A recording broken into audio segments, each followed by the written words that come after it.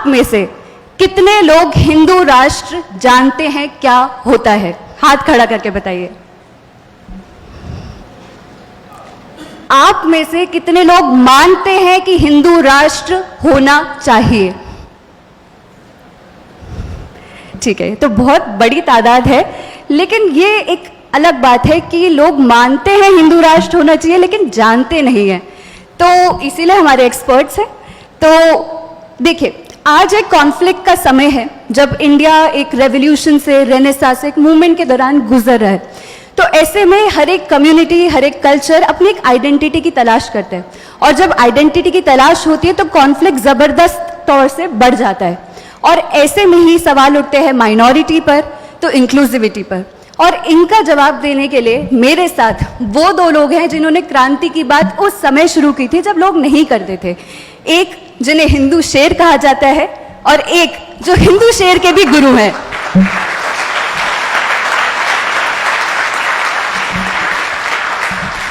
लेकिन मेरी बस एक छोटी सी रिक्वेस्ट है कि मेरे पास तो बहुत लंबे लिस्ट है सवालों की, लेकिन मैं चाहती हूं कि आप लोग इन्हें रोज सुनते हैं अपने मोबाइल के थ्रू, इनके इवेंट्स के थ्रू, लेकिन इनसे बात नहीं कर पाते। तो मैं सिर्फ आज आपके रिप्रेजेंटेटिव हूं, और मैं चाहती हूं कि आप लोग अपने सवाल ज्यादा से ज्यादा पूछें। इसलिए अपने सवाल तैयार रखिएगा, क्योंकि सवाल एंड में नहीं, बीच में लिए जाएंगे। ठीक है? तो सबसे पहले कर्नल RSN सिंह, मैं आपसे एक सवाल पूछना चाहती हूं कि आपने अपनी किताब मैं आप सबको दिखाना चाहती हूं, क्योंकि वो बहुत ही एक अच्छी किताब है जो हम सबको पढ़नी चाहिए आज के सोशियो पॉलिटिकल कल्चरल रियाल्म में। तो जो आपकी फर्स्ट बुक है, नो द एंटी नेशनल्स, उसमें आप एक continuity of historical and cultural identity की बात करते हैं। और अभी क्योंकि कॉन्फ्लिक्ट का समय है तो भारतीय हिंदू अपनी एक आइडेंटिटी खोज रहे हैं। ऐसे में हिंदू कौन है और हिंदू राष्ट्र क्या है? सबसे पहले मैं इस किताब की एक खासूसियत बताऊं कि इसमें एक चैप्टर है इंडियाज़ बिगेस्ट फ्रॉड। ठीक है, वो केजरीवाल के बारे में। Sorry, India's biggest scam. और ये कोई 2013 की लिखी हुई है ये, और पूरे डॉक्यूमेंट के साथ है। अगर किसी में हिम्मत है तो मुझे न्यायालय ले जाए और मेरे डॉक्यूमेंट्स को डिस्प्रूव कर दे। ठीक है? तो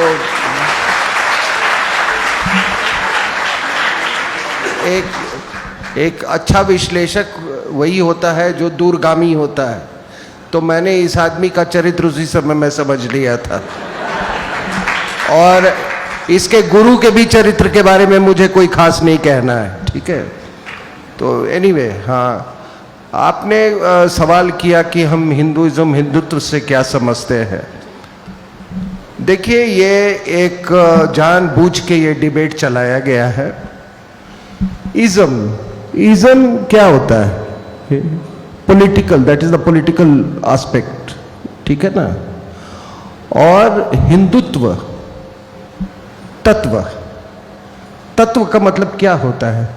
सोच, चिंतन, गुण।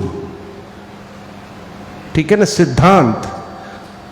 तो ये क्लैश जो है ये बहुत ही बनावटी क्लैश है। केवल सिर्फ इसलिए ये डिबेट्स किए गए हैं कि जो हिंदू जेनोसाइड जो हुआ है, मैं आप इतिहास छोड़ दीजिए, पार्टीशन, हिंदू जेनोसाइड, 71 की लड़ाई में हिंदू जेनोसाइड। आपको मालूम है बंगला उसकी तो कोई बात ही नहीं करता है। उसके बाद आप ले लीजिए 71 के बाद कश्मीर में हिंदू जेनोसाइड। आप नेबरिंग कंट्रीज में ले लीजिए हिंदू जेनोसाइड। तो ये अब समय आ गया है कि हम अंतर्राष्ट्रीय पटल पे इस हिंदू जेनोसाइड की जो हकीकत है, जो सच्चाई है, उसको मेन स्ट्रीम करें। ये हमारा और आपका कर्तव्य है। और मैं आपको एक बात और बता दूं, 2-3 दिन पहले एक मैं आरिफ अजाकिया का एक वीडियो अपलोड हुआ है जिसमें कि एक अंबर खान है जिसको उन्होंने इंटरव्यू किया है। वो कभी सिंध की यूथ अफेयर्स की मिनिस्टर रहती थी और वो क्या कहती हैं, वो कहती हैं कि जिस दिन कश्मीर से पलायन हुआ था हिंदुओं का, उसी दिन आर्टिकल 370 खत्म हो जाना चाहिए था। राम मंदिर के गिरने के साथ साथ आर्टिकल 370 खत्म हो जाना चाहिए था। तो ये अगर आप हिंदुत्व का ये कह रहे हैं तो हमारी एक जिसको सेक्रेड ज्योग्राफी कहते हैं, भूगोल है, कोई ऐसा जगह नहीं है। देयर इज एक मेन नैरेटिव है, एक सब्सिडरी नैरेटिव है। अगर काशी है तो उत्तर काशी भी, ठीक है ना। अगर गंगा है तो कई और गंगा नदियों को गंगा कहा जाता है।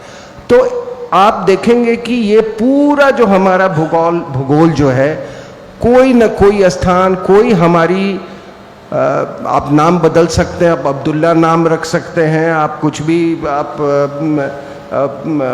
प्रवीण अपना नाम रख सकते हैं, कुछ भी आप रख सकते हैं, लेकिन आप पाकिस्तान भी आज तक नदियों का नाम नहीं बदल पाया है। शंकर की हिमालय वही है, गंगा माता वही है, रावी नदी को वो भी रावी बुलाते, क्योंकि उनकी सांस्कृतिक विरासत में नहीं है। तो जब आपके पास सांस्कृतिक विरासत है तो क्या उस सांस्कृतिक विरासत को बचाने का किसका काम है? ठीक है ना। इसलिए मैं अपने इतिहास, अपने भूगोल, अपनी जो आस्था है, मैं उसी को हिंदुत्व और यही उसकी जननी जी, इसलिए मैं हिंदुत्व का ये करता हूँ जी। इसी का जो अब मैं पुष्पेंद्र जी आपसे पूछना चाहूँगी कि माननीय योगी जी ने राजस्थान में एक भाषण दिया था जिसमें उन्होंने कहा था कि हमें सनातन राष्ट्र चाहिए, माननीय योगी जी ने जी। और वो ये भी कहते हैं कि हिमालय से लेकर महासागर के बीच में जो रहने वाले लोग हैं वो हिंदू हैं और इसलिए ये ऑलरेडी एक हिंदू राष्ट्र है। तो ऐसे में फिर वही सवाल उठता है कि क्या हमें सनातन राष्ट्र चाहिए या फिर हमें हिंदू राष्ट्र चाहिए, और इन दोनों में अंतर क्या है?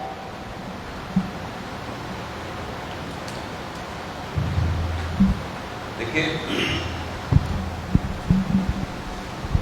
योगी जी सन्यासी भी हैं और एक संवैधानिक पद पे भी हैं। जब आप हिंदुत्व की बात करते हैं तो एक हिंदुत्व टेरिटोरियल हिंदुत्व है कि जो भारत में रहता है वो हिंदू है। लेकिन मैं मानता हूं कि भारत की किस बाउंड्री की बात कर रहे हैं? 1947 वाली बाउंड्री की बात कर रहे हैं, इंडोनेशिया से लेकर के अफगानिस्तान से लेकर पाकिस्तान से लेकर तो सब थे उसकी बात।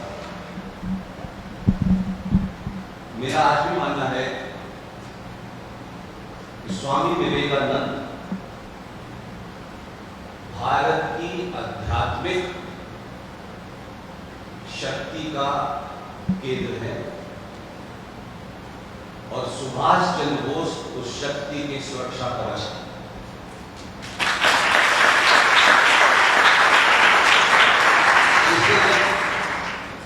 बहुत लोगों ने कहा कि साहब सिंधु से हिंदू बना, इसके नाम हिंदू हुआ। मैं उसको हिंदुत्व पे ज्यादा जोर नहीं देता, क्योंकि मैंने जस्टिस साहब का भी बहुत सारी उनके थ्रू मुझे इंफॉर्मेशन मिलती है। आज भी भारत में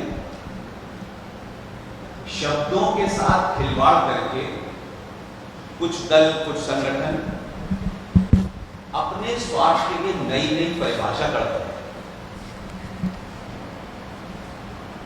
मैं मानता हूं कि जो लोग ये कहते हैं कि सारे धर्म बराबर हैं और खासतौर से जो अपने आप को हिंदू कहते हैं या हिंदू होने का दम भरते हैं,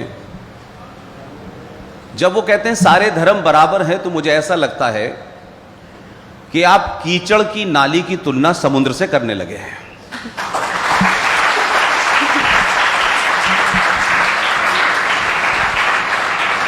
इसलिए दो अलग अलग चीजें हैं। धर्म शब्द का इस्तेमाल भारत में अनादिकाल से कर्तव्य के लिए होता था, ड्यूटी के लिए होता था। इसलिए पिता का क्या कर्तव्य है, पिता की क्या ड्यूटी है, पिता का क्या धर्म है, माँ का क्या धर्म है, बहन का, बेटी का, सबका धर्म है। और इसीलिए हम कहते थे कि राजा का धर्म। अब जब हम धर्म को मजहब के समकक्ष खड़ा कर देते हैं तो बहुत अलग चीज हो जाती है। मजहब तो कोई 1400 साल पहले पैदा हुआ, कोई 2000 साल पहले पैदा हुआ, तो क्या 2000 साल पहले सृष्टि नहीं थी, धर्म नहीं था? तो हम सनातनी 5 तत्वों को मानते हैं, उन्हीं की पूजा करते हैं, और उसकी पूजा भी नहीं करते। अगर उसको आज के टर्म्स में कहें तो साइंटिफिकल जितनी चीजें हैं हम उनके प्रति अपनी थैंक्स देते हैं। अब हमारी परंपरा में हाथ जोड़ने का मतलब लोग समझते हैं कि नतमस्तक हो जाना किसी के सामने, या हाथ जोड़ने का मतलब है किसी से माफी मांगना। हाथ जोड़ने का मतलब होता है किसी के प्रति अपना थैंक्स दिखाना।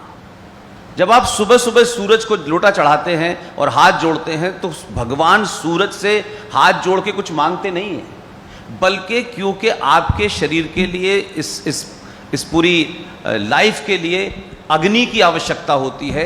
सूरज वो आपको अग्नि देता है, उसके प्रति आप अपना धन्यवाद प्रकट करते हैं कि हे सूरज, तुमने हमें जीने के लिए अग्नि दी, इसके लिए आपका बहुत बहुत धन्यवाद। उन 5 तत्वों से जो कुछ बनता है वही सनातन है, और सनातन इस सृष्टि की उत्पत्ति से है। और जब तक ये सृष्टि, ये यूनिवर्स, ये कायनात रहेगा, तब तक सनातन रहेगा। इसलिए आप जब 1400 साल और 2000 साल से तुलना करने लगते हैं तो ऐसा लगता है कि 1400 साल पहले एक कोई किताब आई, वो बताते किताब आई है, वो पब्लिशर का नाम नहीं बताते। वो किताब तो पब्लिशर ही छापेगा कि नहीं भाई। और फिर वो उससे पूछो किस शहर में छपी है, तो वो कहते हैं आसमान से आई है। तो कॉरियर सर्विस भी नहीं बताते वो। अब किताब में जो लिखा है उसको बोलने पे लोग कहते हैं हम तुम्हारी सर तन से जुदा कर देंगे। तो किताब जैसे आप फिजिक्स की पढ़ते हैं, केमिस्ट्री की पढ़ते हैं, सोशल साइंस की पढ़ते हैं, मेरे लिए वो किताब है। अब मैं उसकी इंटरप्रिटेशन पे नहीं जा रहा, उसी में लिखा हुआ है कि धरती चपटी है। अब धरती चपटी है तो मेरे मुंह से बुरा लग रहा है, लेकिन छोटे भाई का पजामा, बड़े भाई का कुर्ता पहने हो मौलवी साहब उस पर धारा प्रभा बोल रहे तो बुरा नहीं लग रहा। वो भी तो यही बोल रहे हैं। हमारी बहन ने, नुपुर शर्मा ने, कॉमा फुल स्टॉप गलत नहीं कहा। उसने साफ साफ वही कहा जो है। हमने देखा नहीं, अरब में हो सकता है उड़ने वाले घोड़े पैदा होते हो, यहां नहीं। तो मैं जो बात आपने पूछा है उसका लार्जर कॉन्टेक्स्ट यही है कि आज इस संचार क्रांति के दौर में न मुझसे कोई बात छुपी है और जो सबसे पीछे भी बैठा है उससे कोई बात छुपी है। मेरा मानना है अपने पे विश्वास करने की जरूरत है। जब सभ्यताओं में जितने भी देश गुलाम हुए, ऐसा नहीं कि हम ही गुलाम हुए, हजारों देश गुलाम हुए, लेकिन हम उन बेवकूफ देशों में से हैं, मूर्ख देशों में से हैं कि हम जब आजाद भी हुए तो आजाद भारत में भी गुलामों का इतिहास पढ़ाया जा रहा है। सबसे बड़ी दिक्कत ये ट्रेजेडी है हमारी। आगे फिर वहां बोलो जी। तो क्योंकि आज़ाद भारत में अभी भी गुलामों का इतिहास पढ़ाया जा रहा है, तो उस गुलामी को तोड़ने के लिए आप में से कोई है जो सवाल पूछना चाहता है अभी? जी, आप अपना नाम, अपना इंस्टीट्यूशन प्लीज माइक उन तक पहुंचाएं। अपना नाम, अपना इंस्टीट्यूशन और बहुत शॉर्ट और क्रिस्प में अपना सवाल रखिए।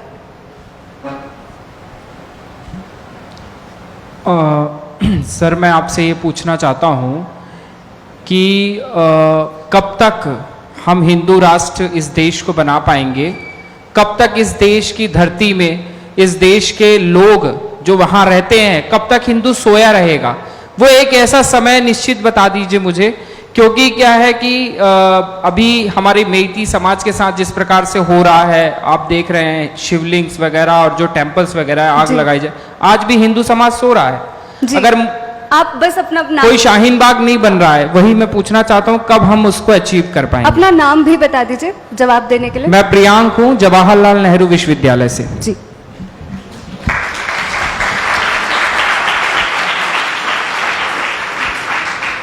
आपके सवाल में जवाब इसलिए है कि पवन गुरु जी के प्रोग्राम में जेएनयू से पढ़ने वाला छात्र हिंदू राष्ट्र की बात कर रहा है।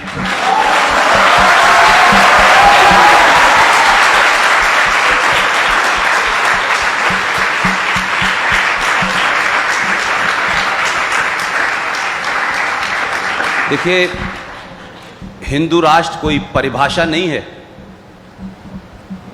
कि किसी दिन कोई संविधान में लिख देगा उस दिन हिंदू राष्ट्र हो जाएगा। ऐसा नहीं मानता मैं जहां पैदा हुआ हूं, जहां मेरी तालीम और तरबियत हुई है, मैं ये मानता हूं कि अगर सामूहिक शक्ति का सनातनी जिस दिन भी खुल के प्रदर्शन करेगा, 24 घंटे में ये हिंदू राष्ट्र हो जाएगा। और हिंदू राष्ट्र के लिए मांग करना ही मैं सबसे बड़ी कमजोरी मानता हूं। हमें हिंदू राष्ट्र कब मिलेगा, कौन देगा आपको? किस माई के लाल में ताकत है कि आपको हिंदू राष्ट्र देगा? है कौन वो? 100 करोड़ की आबादी है आपकी। जिस दिन भी 5 करोड़ लोग हिंदू हो गए, 24 घंटे में हिंदू राष्ट्र होगा। एक 100 करोड़ की गिनती, 95 करोड़ की गिनती में है। हो सकता है कि नाम आपका हिंदू हो, कुछ पूजा करते हो, कुछ तिलक लगाते हो, लेकिन क्या सही मायने में आप हिंदू हैं? हिंदू राष्ट्र का विरोध सिर्फ सत्ता में ही नहीं, समाज में सबसे ज्यादा हिंदू ही कर रहे हैं।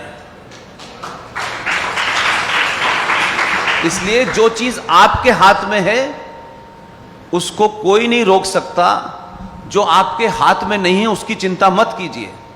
इसीलिए मैंने कहा कि यह सवाल कई सभाओं में मुझसे पूछा गया।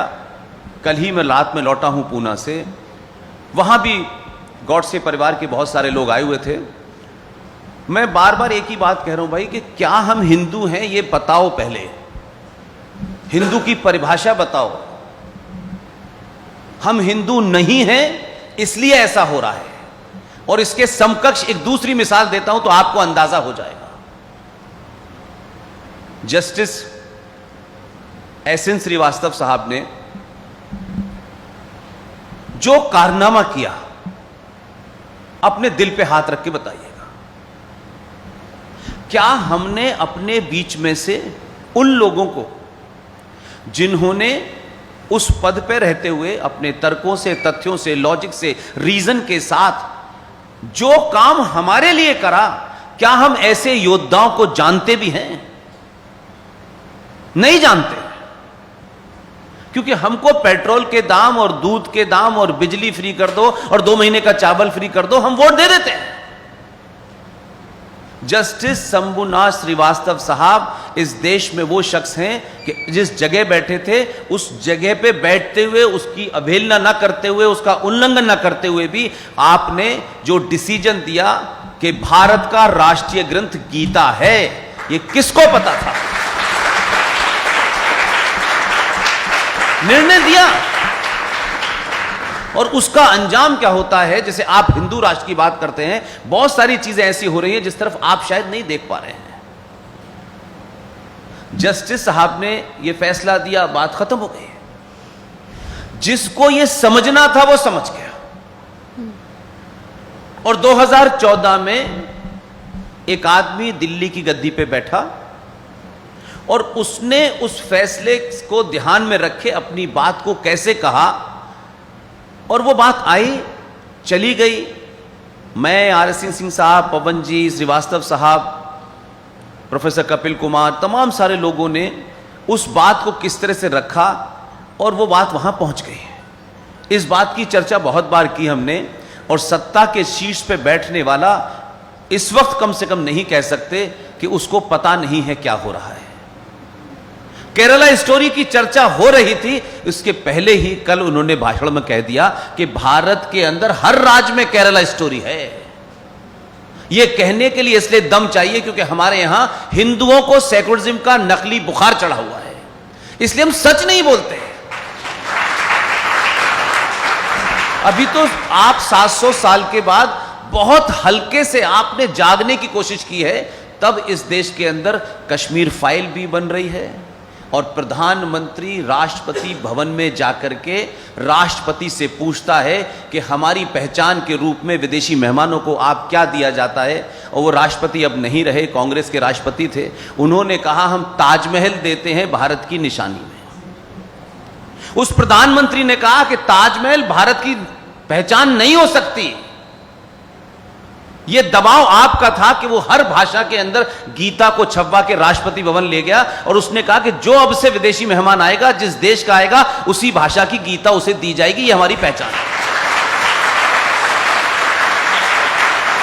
इसलिए जो आपने सवाल करा, हिंदू राष्ट्र, ये आपके बदलने के कारण सत्ता पे बैठने वालों को अंदाजा है कि आपने सड़क बनाने के लिए वोट नहीं दिया है। और यही दबाव, रोज रोज नई नई चीजें होती हैं, यही दबाव इस देश के अंदर धारा 370 हटवाता है, यही दबाव मंदिर का फैसला सुनवा देता है 40 दिन में। आपने अभी जागना शुरू किया है, एक लंबे कालखंड तक सोए हैं, इसमें आपका दोष नहीं है, हमारे पूर्वजों का दोष है। लेकिन अगर आप देर से जाग भी गए हैं और आप जाग रहे हैं और सच सुनना चाहते हैं, इसलिए लोग सर तन से जुदा करना चाहते हैं। जी, थैंक यू। अब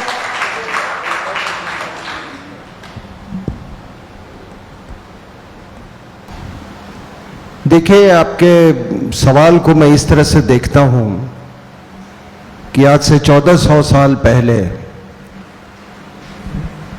जैसे अश्वमेध के घोड़े होते हैं ना, वैसे अरब से घोड़े चले और वो घोड़े रौंदते हुए निकल गए Turkey, Egypt, Iran, central Asia, Afghanistan. ठीक है, उन्होंने जहां भी गए वहां धन लूटा, आबरू लूटी, वहां पे लोगों का आत्मसम्मान छीना और लोगों का पहचान छीना। और वो घोड़े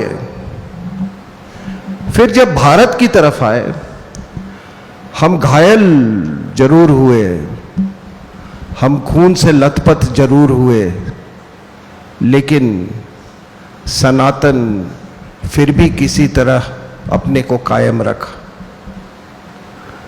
उसके बाद एक दौर आया जबकि अंग्रेजों का राज आया, घोड़े की गति में थोड़ी कमी आ गई, लेकिन घोड़ा रुका नहीं था। घोड़ा रुका नहीं था और फिर वो जाके पाकिस्तान लेकर ही वो छोड़ा। लेकिन वो जो घोड़े जो थे वो पाकिस्तान नहीं गए, वो हिंदुस्तान में रह गए। और उन घोड़ों को चारा खिलाने वाले आपके ये लेफ्ट लिबरल्स और ये तमाम लोग थे। बीच में उस घोड़े के रोकने के लिए बहुत कोशिश की, छत्रपति शिवाजी महाराज, गुरु गोविंद सिंह महाराज, गुरु तेग बहादुर, बहुत सारे ऐसे लोग थे। लेकिन जब ये, जैसा कि जस्टिस साहब ने कहा कि जब ये घोड़े आए हमारे पास, तो एक बड़ी अजीब युद्ध पद्धति लेके आए। युद्ध हमारे यहाँ पहले भी होते थे, मंदिर नहीं तोड़े जाते थे, औरतों की आबरू नहीं लूटी जाती थी, किसी कानूनी दायरे में, कुछ सिद्धांतों के दायरे में युद्ध लड़े जाते थे। लेकिन अभी क्या है कि ये, जैसे बीच में मैंने ये किया, अभी आप बदलाव देख रहे हैं। ये जंग शुरू हुई है, बहुत खून बहेगा साहब, बहुत खून बहेगा, द्वंद्व भी होंगे, उसके लिए तैयार रहिए।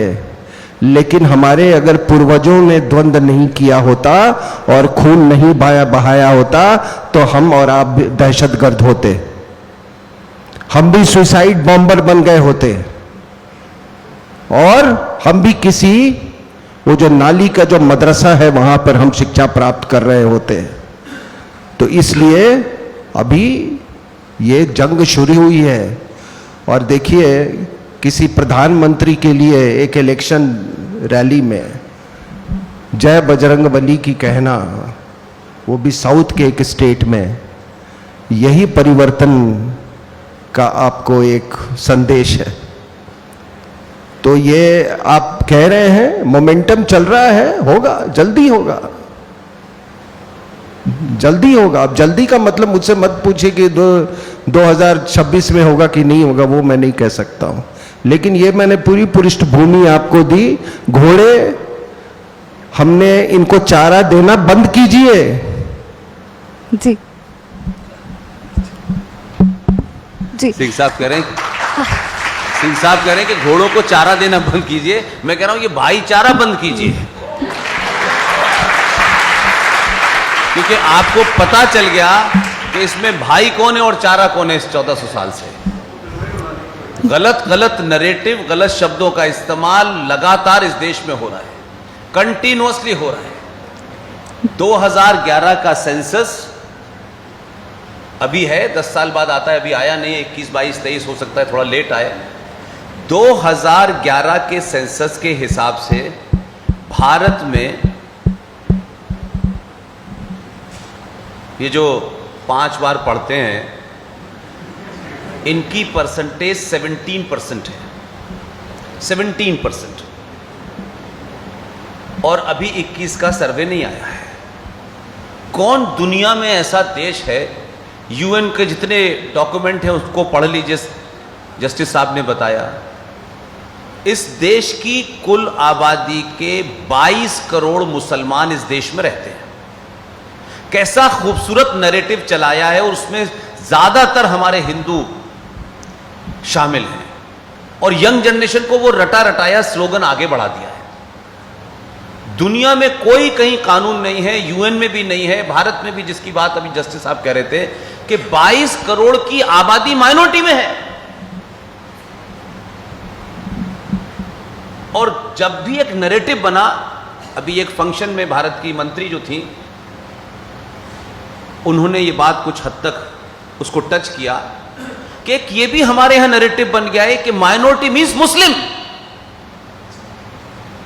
जब ये कहते हैं कि भारत में माइनॉरिटीज के साथ में बड़ा अत्याचार हो रहा है, तो वो ना जैन उसमें शामिल है, ना बौद्ध उसमें शामिल है, ना क्रिश्चियन उसमें शामिल है, ना सिख उसमें शामिल है। 22 करोड़ मुसलमानों के साथ अत्याचार हो रहा है। लेकिन मनमोहन थोड़े ईमानदार आदमी थे, उन्होंने तो ये साफ साफ कहा नेशनल डेवलपमेंट काउंसिल की मीटिंग में कि इस देश के संसाधनों पे पहला अधिकार मुसलमानों का है। वो तो 2 कदम आगे चले गए। तो माइनॉरिटी के लिए मेरा आपसे निवेदन है, आप सब लोग गुरुजी के उस विद्यालय से निकल रहे हैं कि आपके मुंह से कम वो शब्द निकलें तो लोगों को पता चले कि आप उस गुरुकुल से आए हैं जहां चाणक्य पैदा होते हैं, चाटुकार नहीं होते हैं। जब भी कभी ये शब्द आए आपके सामने, तो आप कहिए कि इस देश में माइनॉरिटी जैन है, बुद्ध है, सिख है, ईसाई है, पारसी है। पारसियों की गिनती सिर्फ 35,000 है। जब भी बात आए तो कहिए कि Muslim is the second largest majority of this country, they are not minority. Narrative को बदलिए। आप उसी नैरेटिव को चलाते हैं, लोग यही समझते हैं साहब बड़ा अत्याचार हो रहा है, बड़ा अत्याचार हो रहा है। बहुत सारे सवाल उठाते रहते हैं, लेकिन कोई संविधान के बड़े बड़े विशेषज्ञ संसद और संसद के बाहर कभी कोई यह बात पूछता नहीं है कि भाई बार बार कहते हैं यह संविधान का उल्लंघन है। इस देश में एक पैरेलल व्यवस्था चल रही है और उस पैरेलल व्यवस्था को ज्यादा ईमानदारी से लागू किया जा रहा है। 1976 में यकायक देश को संविधान लोगों को कम्युनल लगने लगा। उसी सत्ताधारी को लगा कि संविधान कम्युनल है, और ये वो लोग हैं जो दिन भर बाबा साहब अंबेडकर को सर पे लेके घूमते हैं। जिस बाबा साहब अंबेडकर ने 1950 में संविधान बना के फाइनल किया, 24-26 साल में ऐसा क्या हो गया कि कांग्रेसियों को लगा कि साहब ये संविधान कम्युनल है, अब इसके प्रीएम्बल में हमें सेकुलर शब्द डालना है। और हमने थोड़ी देर के लिए मान भी लिया कि भारत का संविधान सेकुलर है। I agree. तो जब भारत का संविधान सेकुलर है तो फिर ये माइनॉरिटी कमीशन, ये वक्फ बोर्ड, ये पर्सनल लॉ बोर्ड, ये सच्चर कमीशन, ये किस लिए है? अगर माइनॉरिटी का कंसेप्ट है, आपने मिनिस्ट्री भी बना दी, कमीशन भी बना दी, ये तो जब ही हो सकता है जब भारत हिंदू राष्ट्र हो, तभी होगा ना भाई ये माइनॉरिटी इनको कुछ देना है। जब भारत के संविधान में सब बराबर हैं तो माइनॉरिटी मेजॉरिटी का मसला ही नहीं है। लेकिन ये भी कहते हैं, और साथ साथ करोड़ों करोड़ों रुपए की हजारों योजनाएं चल रही, कम से कम 15 ऐसी योजनाएं चल रही हैं जिसमें मुसलमान बच्चा आईएएस पीसीएस बनना चाहता है, हिंदू नहीं बनना चाहता, ब्राह्मण का ठाकुर का बच्चा नहीं बनना चाहता, दलित का नहीं बनना चाहता, लेकिन मुसलमान का बच्चा बनना चाहता है। इसलिए प्रावधान है कि 1 लाख रुपया देकर के उसकी ट्रेनिंग कराई जाएगी। और सर देश सेकुलर है। ऐसा सेकुलरिज्म इसलिए चल रहा है कि जिसकी मैं बात कर रहा हूं, वो लोग अपनी जैसी भी उनकी सभ्यता है, जो भी उनका बिलीफ है, उसको मानते हैं। इसलिए हेट स्पीच की चर्चा बहुत हो रही है। जज साहब बहुत कह रहे हैं आजकल, वो हेट स्पीच भी अपने हिसाब से तय करते हैं।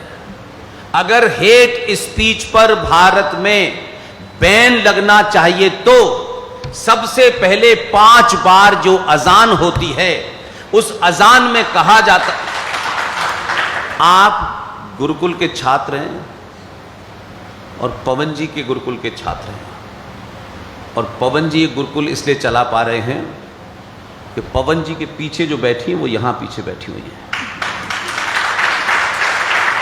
इसलिए आप मेरी बात को ध्यान से सुनिए। मैं क्या कह रहा हूं?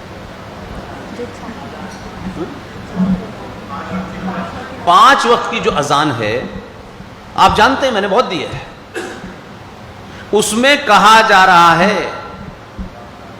कि अल्लाह के सिवा और अल्लाह के रसूल के सिवा कोई और इबादत यानी पूजा के लायक नहीं है। तो 5 बार आप इस देश में जैनों के, जो उनके क्या बोलते हैं, तीर्थंकर, सिखों के गुरुओं की अवहेलना कर रहे हैं।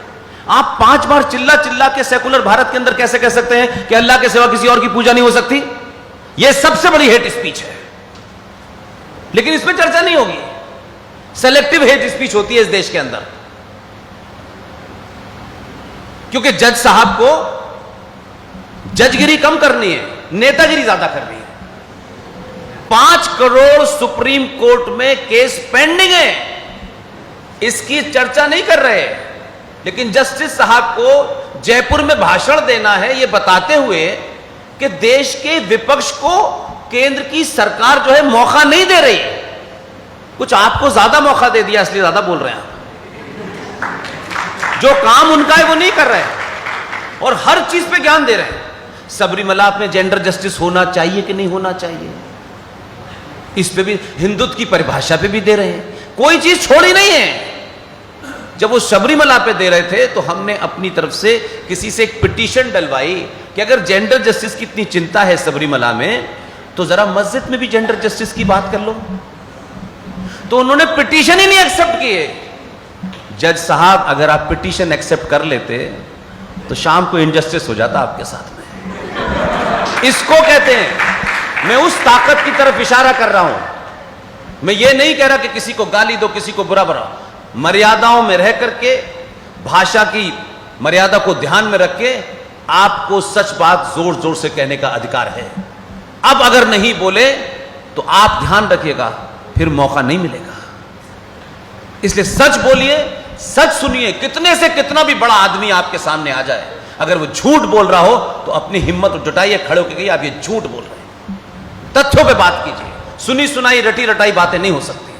2023 के भारत में, इस संचार क्रांति में कोई आपको रोकने वाला नहीं है जी। इसीलिए हमने जॉब छोड़ा कि आज हम अपनी बात कह सकते हैं, और वो बात आज आप तक पहुंच रही है। इससे पहले कोई नहीं जानता था।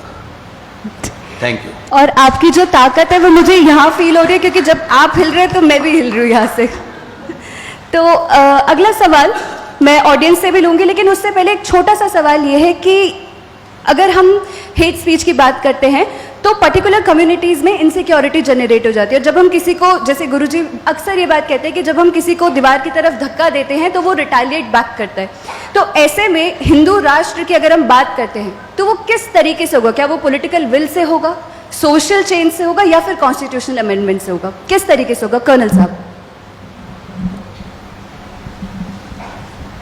देखिए, अगर तमाम आप इंटरनल खतरों को, आंतरिक खतरों को देखें तो मुझे अभी सबसे बड़ा इस देश में कोई खतरा जो महसूस हो रहा है वो है judicial dynasty, which is far far more dangerous than political dynasty. इसका कारण क्या है कि मैं एक छात्र हूं, मेरा बाप जज है, और मुझे इस बात का इत्मीनान है कि मुझे तो जज बनना ही है। उसको कह दिया गया है।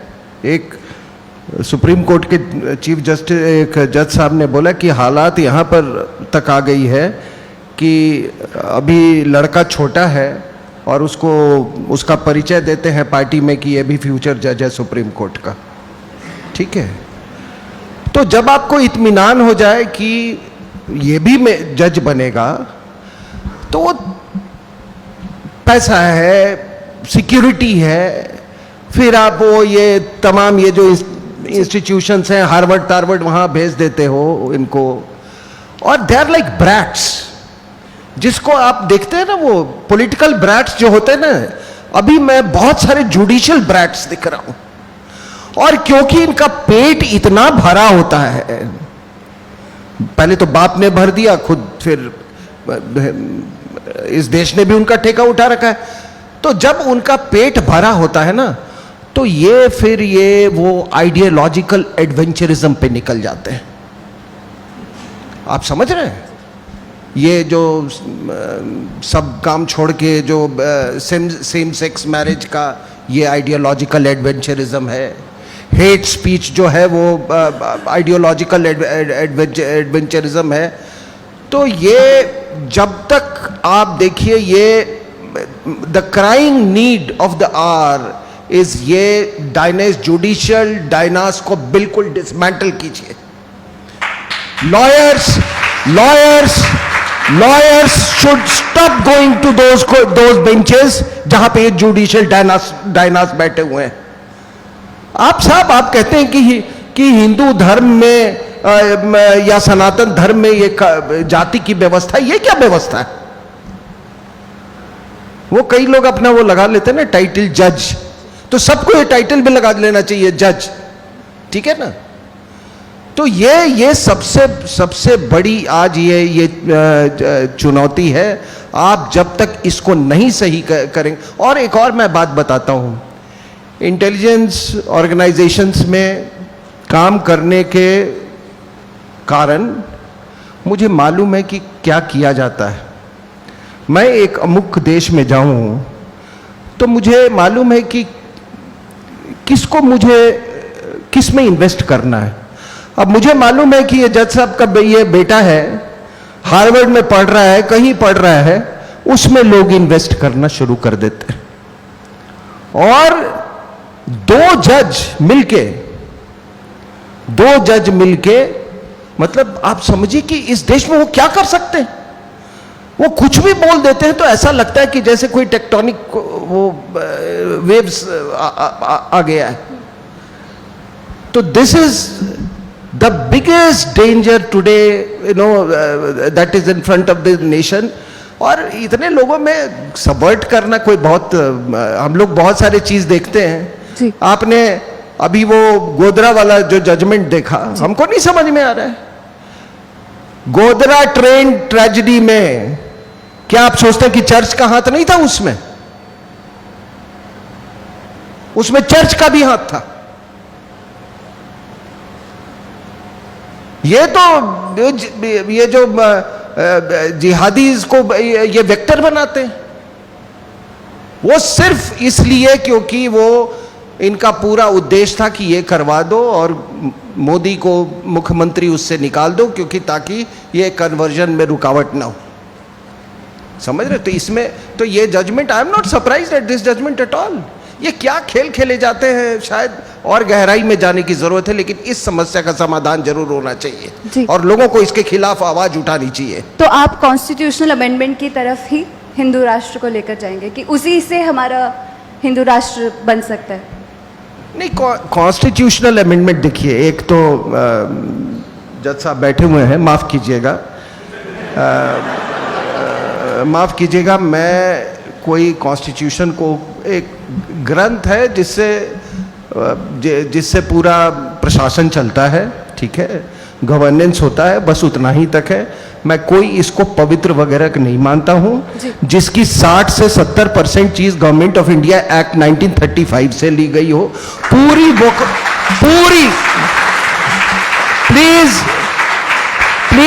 Please pick up the government of India act 1935. आपको पूरी वोकैबुलरी, जो हमारी सोशल वोकैबुलरी है ना, ये Dalit and depressed classes and this, they have without applying their mind, इन्होंने बिल्कुल उसको मतलब चेप दिया है, जिसको हमने कहते हैं ना हमारे उसमें, उसको चेप दिया है. माफ कीजिएगा.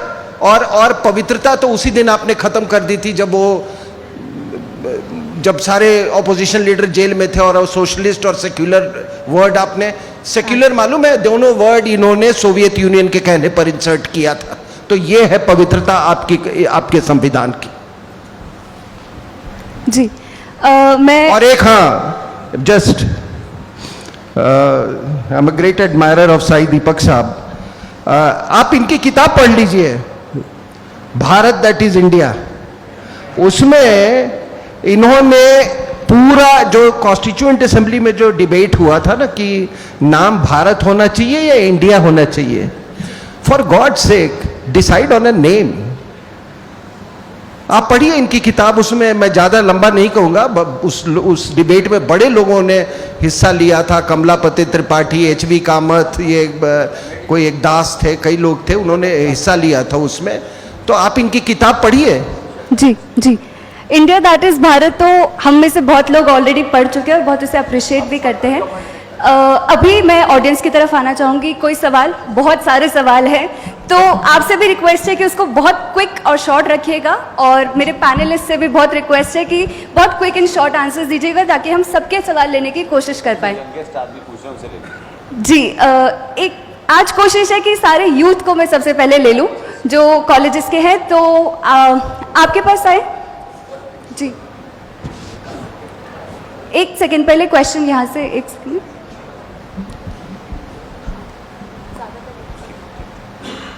जी, अपना नाम, institution and then your question. मैं स्वर्णिम अग्रवाल हूँ, मैं SRM इंस्टीट्यूट से हूँ.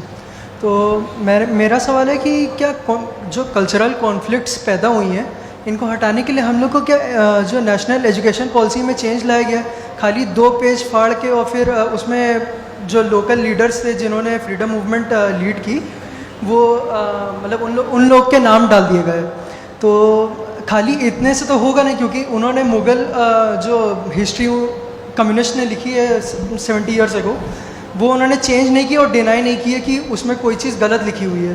तो ये कल्चरल कॉन्फ्लिक्ट वहीं से ये लोग शुरू करते हैं. पहले तो हमें अपनी हिस्ट्री का मतलब क्या कहते हैं कैसे क्लेम करनी है, क्योंकि गवर्नमेंट लेवल पे जो है इंस्टीट्यूशन में जैसे जो सिविल सर्वेंट्स हैं वो लोग जो हैं उनको फीड किया जाता है कि वो आर्यन इन्वेजन थ्योरी सच है, मुगल्स में मतलब क्या कहते हैं उन्होंने हम लोग के हिंदुओं के लिए बहुत काम किया और इस तरह.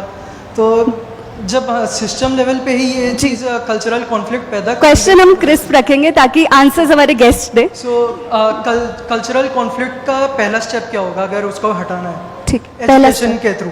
कर्नल साहब आप इसका आंसर करें।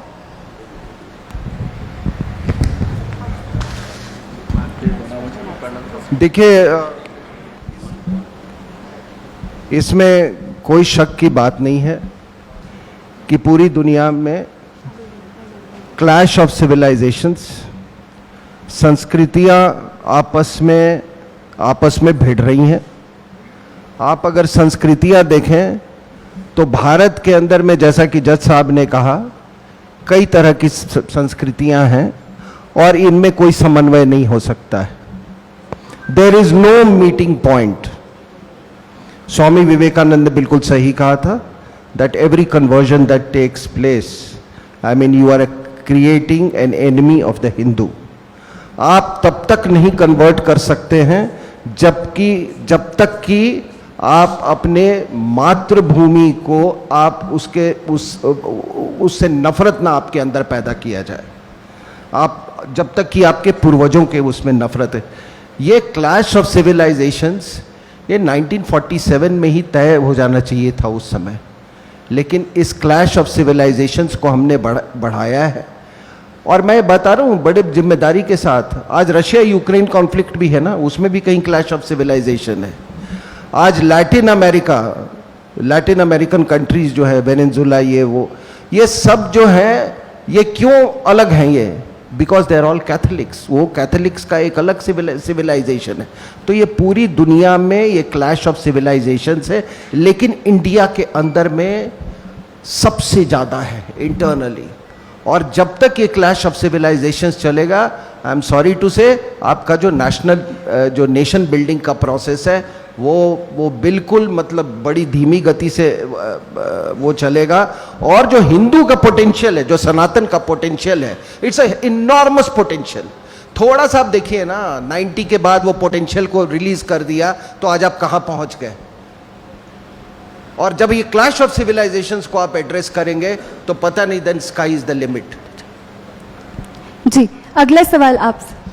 कर्नल साहब, आपने जुडिशरी के बारे में बहुत कहा, लेकिन कुछ इसकी रेमेडी सजेस्ट नहीं की कि ये जो सुप्रीम कोर्ट और हाई कोर्ट में जिस तरह से अपॉइंटमेंट होता है और फिर जो जिस तरह से उसके कुछ रेमेडी ये बच्चा जानना चाहते थे कि, और इस प्लेटफॉर्म से इसलिए क्योंकि इस प्लेटफॉर्म की आवाज़ बहुत दूर तक जाएगी और इसमें एक ही रेमेडी है, कॉलेजियम सिस्टम को खत्म करो कल से। नहीं, कॉलेजियम सिस्टम खत्म करने के हो गया, आप खत्म कर दीजिए। मैं fully agree but what is जैसे in my opinion Indian judicial service system should be implemented. तो आपसे मेरा यह कहना है कि इस प्लेटफॉर्म से कहिए सरकार से कि आईजीएस को क्यों नहीं इंप्लीमेंट कर रहे हैं, क्यों नहीं, जबकि इनके जजमेंट्स में भी आ चुका है। नहीं, बिल्कुल वो मैं, और दूसरा एक और चीज है, जजेस के ट्रांसफर क्यों नहीं होते उसी जजेस, उसी हाई कोर्ट से उसी में एलिवेशन। तो मैं कहना ये चाहता हूं कि आपके प्लेटफॉर्म से इसको ऊपर तक जाएगी आवाज, तो रिफॉर्म होगी जरूर। Thank you. मैं तो आपको एक लाइन में जवाब दिया कॉलेजियन से, बाकी आप इंडियन जुडिशियल सर्विस एग्जाम करना चाहते हैं, क्या मेरा करना चाहते अगला हैं? सवाल तैयार है जी। आप एक सेकेंड रुकेगा, पहले आज हम कोशिश करें कि यूनिवर्सिटी स्टूडेंट्स को क्वेश्चंस देने दें। जी, सभ्य सभा को प्रणाम, सभा के सभ्यों को प्रणाम। सर, आज हिंदू राष्ट्र की बहुत बात हो रही है। मैं यही पूछना चाहूँगी कि कश्मीर से लेकर कन्याकुमारी तक, सौराष्ट्र से लेकर बंगाल तक, हर तरफ हिंदुओं को मिटाया जा रहा है, चाहे वो कन्वर्जन से मिटाया जा रहा हो या फिर एक्सप्लॉयटेशन से। परंतु फिर भी आज इस संदर्भ में, इस स्थिति में हिंदू राष्ट्र की बात करना कहाँ तक न्याय संगत है, जब एक तरफ हिंदुओं के साथ इतना नरसंहार हो रहा है। देखिए, जो पहले हिंदू राष्ट्र पे सवाल पूछा गया उसमें लंबा आंसर इसीलिए दिया गया कि ताकि आपको अंदाज़ा हो जाए। लोग मारे जा रहे हैं कश्मीर के अंदर। 2011 का सेंसस ये बताता है कि देश के 29 राज्यों में से 9 राज्य में हिंदू अल्पसंख्यक हो गया है। और जहाँ है भी वहाँ आप देख रहे हैं कि भारत की चाहे जुडिशरी हो, चाहे पुलिस हो, चाहे आपका संसद हो, किस तरीके से लोग सड़कों पे निकल करके हत्याएं करते हैं। और स्टेट क्योंकि भीड़ तंत्र से डरने लगी है और भीड़ तंत्र को ये समझ में आ गया है कि हम नंबर गेम से ये काम नहीं कर सकते, सत्ता में आके नहीं कर सकते, तो वो डराते हैं। इसलिए वो मार भी रहे हैं, वो चिल्ला भी रहे हैं और वो माइनॉरिटी में भी हैं और विक्टिम कार्ड भी खेल रहे हैं। लेकिन मेरा जो आपसे पहले कहना था वही फिर मैं कह रहा हूं, ठीक, आप खुद अपने आप को जहां खड़े हैं वहां अपने हिंदू होने पे शर्माइए मत, गर्व से कहिए हम हिंदू हैं। और कहने से नहीं होगा, ये कहने से नहीं होगा। आप अकेली भी हो और आपको लगता हो कि वहां बैठे हुए सारे लोग जो हैं आपकी सोच के नहीं है, तब भी खड़े होके कहिएगा। आपको ये भरोसा होना चाहिए। हमारी परंपरा में, औरों की परंपरा में तो हम जानते नहीं, हमारी परंपरा में हम ये मानते हैं कि जो आया है उसके जाने का समय निश्चित है, न उससे पहले कोई उसको मार सकता है, न उससे बाद मार सकता है। डरिए मत। अगला सवाल आप जी, अपना नाम, इंस्टीट्यूट और क्वेश्चन बहुत क्रिस्प रखिएगा अपना क्वेश्चन। जय सिया राम, मेरा नाम पार्थ है, मैं ट्रिनिटी इंस्टीट्यूट द्वारका से हूँ। सर मेरा सवाल ये है कि अगर हिंदू राष्ट्र की स्थापना हो भी जाती है तो जो हिंदू राष्ट्र का शासक होगा या फिर एडमिनिस्ट्रेटिव बॉडी, जुडिशियल बॉडी के लोग होंगे या नेशनल इंटरनेशनल लेवल पे जो रिप्रेजेंट करेगा इंडिया को, वो सिर्फ हिंदू ही होंगे सिर्फ, और किसी धर्म या संस्कृति का कोई सदस्य नहीं होगा? और अगर ऐसा है तो फिर बाकी धर्म और बाकी संस्कृतियों का स्थान क्या होगा एक हिंदू राष्ट्र में? देखिए, मेरी इतनी बात सुनने के बाद भी आपने अपने आखिरी लाइन में क्या, फिर बाकी धर्मों का क्या होगा?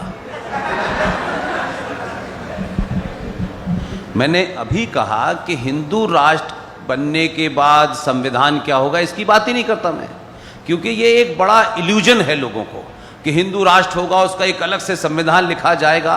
मैं मानता हूं कि उसकी जरूरत ही नहीं है। आपके पास अभी भी समय है। आज टेलीविजन पे चाहे कर्नल आर सिंह साहब हो, जीडी बख्शी हो, जय साईं दीपक साहब हो, विष्णु शंकर हो, ये कहां से आए हैं? हिंदू राष्ट्र होने की वजह से बोल रहे हैं। आपके दबाव में मैं मीडिया में 20 साल रहा हूं। आपके बदलने का दबाव यह है कि भारतीय मीडिया में शब्द हिंदू बोलने पे एकदम अपोलोजिस्टिक एटीट्यूड था। आज आपके दबाव में अंग्रेजी चैनलों ने अपने प्रोग्राम का नाम ही राष्ट्रवाद रखा है। आप बदलाव नहीं देखते हैं क्या? केरल स्टोरी पे या कश्मीर फाइल पे कभी डिबेट हो सकती थी? कभी इस देश का प्रधानमंत्री तिलक लगा के जा सकता था? प्रधानमंत्री खड़े होकर के केरल की स्टोरी को सपोर्ट कर रहा है, ये हो सकता था? यही हिंदू राष्ट्र के रास्ते का चलना शुरू हुआ है। आप वहां तक। अगला सवाल उस तरफ से है जी।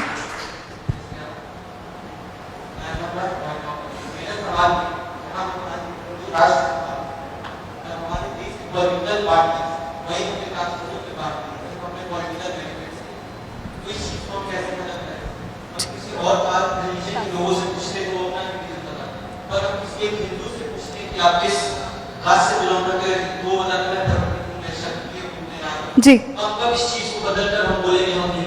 जी, देखिए, मेरा मानना यह है कि दो लीगल ईगल हमारे बीच में हैं, विष्णु शंकर जैन साहब और जय साईं दीपक। हमसे बेहतर इस पे वो भी जवाब दे सकते हैं। और मुझे लगता है जो कार्यक्रम की सीमाएं हैं जी, उसमें उन दोनों से ज़्यादा सवाल होंगे। इसलिए आप हमारे मत, कुछ इस्लाम पे पूछना हो तो पूछिए। अगला सवाल आगे जी। कोई कुरान मजीद में किसी आयत का मतलब गलत समझ लिया हो तो मुझसे पूछ लीजिए, बता देता हूं। एक सेकंड सर, आज पहले एक बार स्टूडेंट से ले ले, फिर आपका सवाल लेंगे प्लीज। नहीं, पूछ लीजिए पटना से, वहां फिर पटना के मुख्यमंत्री नाराज हो जाएंगे। पूछिए सर, पूछ लीजिए, पूछ लीजिए, पूछ लीजिए। मैं चाहता हूं आप पूछ लें, वो शॉर्ट में पूछें जी। कल्चरल कॉन्फ्लिक्ट्स के संदर्भ में हम जो कहते हैं वसुदैव कुटुंबकम, इस संदर्भ में क्या वो हमारा स्ट्रेंथ है या वीकनेस? यही शॉर्ट सवाल है। उसके मानने वालों में वीकनेस पैदा हो गई है।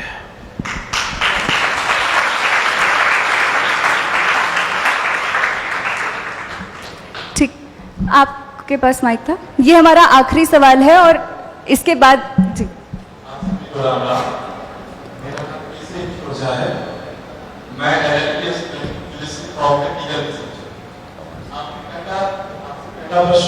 आपने कहा जस्टिस शंभू श्रीवास्तव जी की चर्चा की, उन्होंने एक डेटा निकलवाया जिसमें सब्जी विक्रेता और फल विक्रेता शांति दूत हैं और बांग्लादेशी हैं, रोहिंग्या मुसलमान हैं।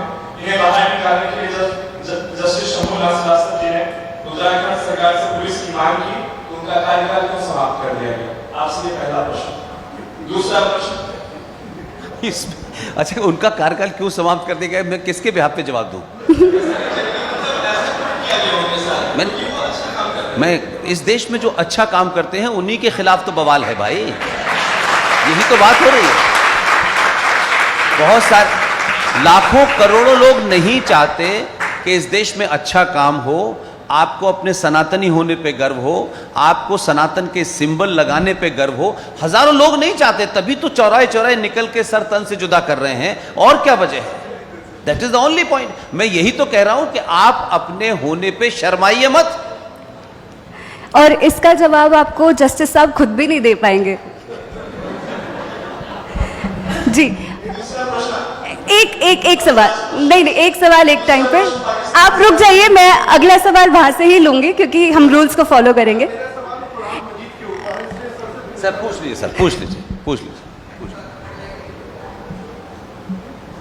सर मेरा सवाल है कि आज जो वैश्विक जगत में बात हो रही है कुरान के एक नए बंद जिसमें कहा जा रहा है कि जो भी है इस बीच से या काफिरों के बारे में जो पैगाम दिया गया है उन्हें हटा दिया जाए या संशोधित करके हमारे सामने रखा है। सऊदी अरब से लेकर बेल्जियम से लेकर कई बुद्धिजीवी इसके ऊपर वार्ता भी कर चुके हैं। क्या यह एक अफवाह है या महज जो प्रतिक्रियाएं उभर रही हैं उसको शांत करने की एक रणनीति है या सचमुच ये कुछ ऐसा हो रहा है? आपने बस यही है। आपने जो दूसरी लाइन बोली है वही उसका एकमात्र कारण है। कुरान में क्या लिखा है मौलवी साहब के अलावा कोई जानता नहीं था, लेकिन अब सनातनी हिंदू समाज में सूरा नंबर 9 आयत नंबर 5 का क्या मतलब है ये सबको पता चल गया है। तो उनके सामने पहली बार चैलेंज किसी ने किया है। नहीं, वो तो तलवार के जोर पर पूरे ईरान को पारसी से इस्लाम बना देते हैं, 56 देश बना देते हैं, किसी ने रोका ही नहीं। ये पहली बार भारत की भूमि से वो लोग, सनातनी लोग सवाल उठा रहे हैं जिसका जवाब जाकिर नाइक के पास नहीं है, वो भी भाग गया यहां से। तो ये जो सवाल है, जो डिबेट है, जो हमारे सनातन में कहा जाता है, हमारे यहां तो परंपरा थी ना कि हर बात के ऊपर शास्त्रार्थ होता था। आप अपनी बात रखिए, मैं अपनी बात रखूंगा, आपका तर्क सही, आपकी बात सही, मेरा तर्क, लेकिन उसमें तर्क ही नहीं हो सकता। इस्लाम की कुरान शरीफ के ऊपर डिबेट ही नहीं हो सकती। नुक्ता नीचे से ऊपर नहीं जा सकता, ऊपर से नीचे नहीं आ सकता। तो डिबेट हो कहां रही है? ये तो एक आंधी पूरी दुनिया में चल रही है क्योंकि वो एक्सपोज हो गए। इसलिए जो लोग इस्लाम को एक रिलीजन मानते हैं वो बहुत शुरूड और शार्प लोग हैं। Islam is not a religion, Islam is a political ideology to capture power, that's all. इसलिए हमारे यहां महामूर्खों को मैंने वही कहा, आप अपने स्वार्थ के लिए या राष्ट्र के स्वार्थ के लिए लड़ रहे हैं। जब राष्ट्र के स्वार्थ के लिए लड़ेंगे तो वर्तमान में आपको कुछ नहीं भी मिलेगा, लेकिन हजारों साल तक जिंदा रहेंगे। लेकिन कुछ मंद बुद्धि लोग इस देश में हमको बता रहे हैं कि रमजान में रोजा रखना मन की शुद्धि है। उनको पता ही नहीं कि 1432 में वो चले गए थे। रमजान का फंडा सिर्फ वही है क्योंकि रेगिस्तान के अंदर जंगे बद्र, जो इस्लाम की सबसे बड़ी युद्ध हुआ, वो रमजानों में हुआ। 16 अगस्त 1946 को पहला मैसेकर हुसैन शहीद सोहरावर्दी चीफ मिनिस्टर था बंगाल का, उस 16 अगस्त 1946 को डायरेक्ट एक्शन मुस्लिम लीग ने किया, 10 से 12 हजार हिंदू औरतों का मर्डर हुआ, उस दिन भी रोजा था। उस युद्ध के लिए कैसे भूखा रह करके, कैसे पानी न मिले रेगिस्तान में, उसके लिए तैयार करने के उस एजेंडे को रमजान का रूप दिया गया। इस्लाम में मस्जिद पवित्र स्थल नहीं है। प्रॉफिट मोहम्मद साहब जिस कम्युनिटी सेंटर में कभी रुक करके नमाज पढ़ते थे, उसे सऊदी अरब ने उखाड़ के फेंक दिया। इस्लाम में कब्र हराम है, लेकिन आपको इतने वेद होने के बावजूद भी आपको अजमेर में सर जरूर पटकना है। वेद कम पढ़ रहे हैं आप, बिना किसी चीज को एकेडमिकली जाने, क्योंकि सब कर रहे हैं तो हम भी कर रहे हैं। आप यहां एक शाह वलीउल्लाह की मजार है, दिल्ली के रहने वाले जाके देखें, ये जो क्या जगह है निजामुद्दीन, हुआ शाह वलीउल्लाह। शाह वलीउल्लाह ने खत लिखा है अहमद शाह अब्दाली को कि भारत में इस्लाम खतरे में है, आप आइए जंग कीजिए। हमारा हिंदू शाह वलीउल्लाह की मजार पे भी सर पटक रहा है। तो आपको सही बात नहीं पता, इसको आप भरे मुसलमानों के बीच में भी बोलेंगे, कोई माई कलाल अगर ठीक होगा तो चैलेंज नहीं करेगा आपको। तो सवाल यह है कि आपको पता ही नहीं है, इसलिए आप देखें ना, हर सड़क पे पीर मर जाता है, हाईवे पे मरता है, और पीर बड़ा सेलेक्टिव है। ऐसी जगह मरता है, इलेक्शन कमीशन के सामने मर गया। तो सवाल मेरा कहने का यह है मेरे भाई कि आप अपने बारे में तो बहुत, जब लोग मजाक उड़ाते तो आप चुप रहते हैं, ये क्या है, अरे यार ये क्या पोंगा पंडी यार ये कर दिया, और पीपल को आप जाके वो चढ़ाते हो पानी क्यों, क्या तो आपको तो पता नहीं है कि पीपल पे पानी क्यों चढ़ाते हैं, क्योंकि आपके जिन लोगों को बताना तो उन्होंने बताया नहीं। तो इसलिए कभी कभी आप अपने ऊपर इंफिनिटी कॉम्प्लेक्स से शिकार हो जाते हो। हमारे ऋषि मुनि को करोड़ों साल पहले पता था कि पूरी दुनिया में सिर्फ एक ही पेड़ है। उन्होंने आपको सिंबल के तौर पे जोड़ के कहा कि उसकी पूजा करना। पूजा करने का मतलब नहीं था जाके उसको लड्डू खिलाना है। पूजा का कारण आपकी मां, बहन, बेटी, भाई एक ना एक पूरे दिन में कोई ना कोई उस पीपल के पेड़ को पानी देगा, क्योंकि पीपल का पेड़ ही पूरी दुनिया के ब्रह्मांड में एकमात्र पेड़ है जो 24 घंटे ऑक्सीजन देता है। आप शुद्ध साइंस है।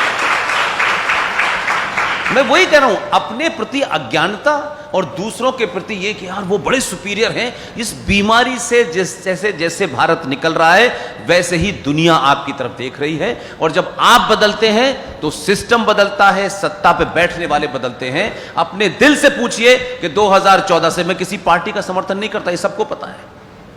2014 से इस देश में लोग वोट देते वक्त मैं ब्राह्मण को दूंगा, मैं ठाकुर को दूंगा, मैं बनियों को दूंगा, मैं यादव को दूंगा, इसीलिए आपको लोग भी ऐसे ही मिल रहे थे।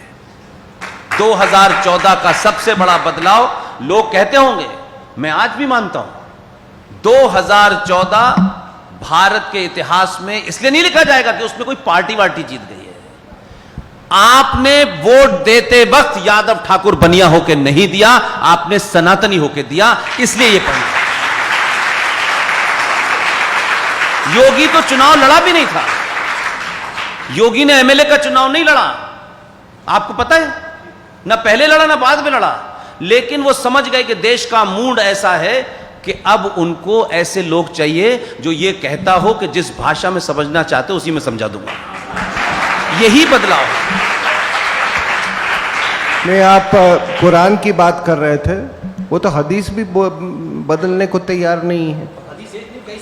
अभी आप बड़ा अभी डिबेट चल रहा था बजरंग दल वर्सेस पीएफआई, तो मैंने यही कहा कि फ़र्क यही है कि बजरंग दल गज़वाए हिंद में नहीं विश्वास करता है, और आप किसी मुसलमान को आप कहलवा दीजिए कि इसकी निंदा करवा दीजिए कि कॉन्सेप्ट ही बिल्कुल गलत है गज़वाए हिंद, वो तो हदीस में लिखा हुआ है। तो आप उसको कुरान तो बहुत दूर की चीज़ है, ये हदीस भी बदलने को तैयार नहीं है। जी, मैं जानती हूँ कि सिंह साहब एक बात कहते हैं कि गज़वाए फ्रांस सुना है, वहां नहीं करेंगे, बता देगा इनको तुम क्या हो। ये सिर्फ इसलिए यहां सब चल रहा है कि हम सब जो हैं मूर्खता के काम कर रहे हैं, सुनी सुनाई बातों को आगे बढ़ा रहे हैं। इसलिए गजवाए हिंद की ख्वाहिश पैदा हो गई है। आप बदलेंगे तो सत्ता बदलेगी, आप बदलेंगे तो सिस्टम बदलेगा, तब कुछ होगा। सिर्फ लेटे लेटे बिस्तर पे चद्दर ओढ़ के कहिए कि हिंदू राष्ट्र हो जाए, सुबह हो जाए, ऐसा नहीं होता मेरे भाई। चाहो तो फिर यहां से चाहो, और फिर उस अंदाज में चाहो कि बाप कितना भी रोके तब भी पहुंच जाओ गर्ल्स कॉलेज के पास, क्योंकि सुबह सुबह 8 बजे आना है उसे। फिर उस चाहत में काम करिए। चाहत तो बहुत है, लेकिन बिस्तर पर लेटे लेटे चाहत पूरी नहीं होती है। उसके लिए करना पड़ता है, बोलना पड़ता है, चिल्लाना पड़ता है। ये तमाम सारे लोग जो जे साईं दीपक जैसे लोग, आईटी खड़गपुर के टॉपर, किसने कहा है कि ये काम करें कि देश के मंदिरों में, जो सरकार ने भारत के मंदिरों को अपने कंट्रोल में ले रखा है, और देश सेकुलर है, न गुरुद्वारों को लिया, न चर्चों को लिया, न मजारों को लिया, लेकिन हमारे उसका कंट्रोल सरकार के पास है, और उस पर जो चढ़ावा आता है वो भी सरकार ले जाती है।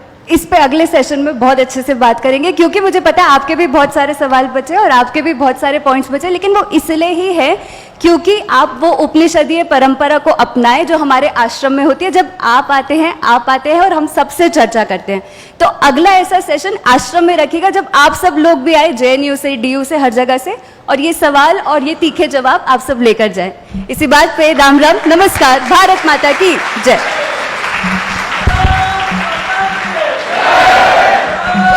अभी पहले से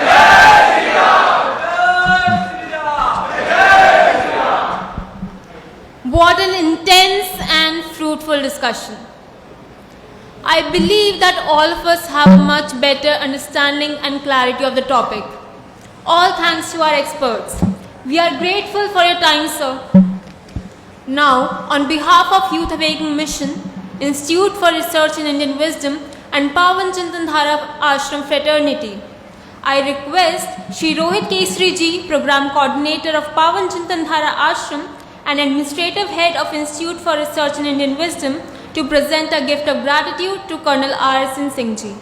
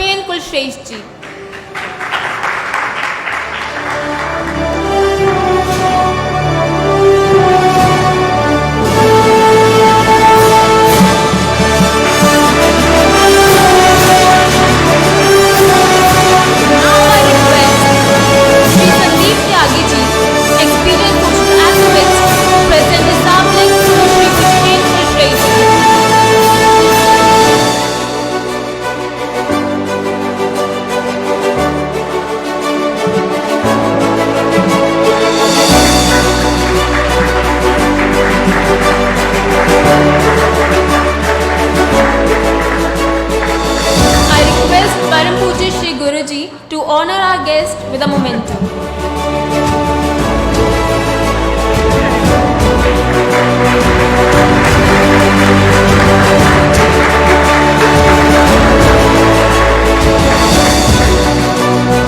Now I request Mrs. Sunita Gupta ji, member of Team Sanatan Women, to present their first book to Shri Pushpen Kulshresh ji.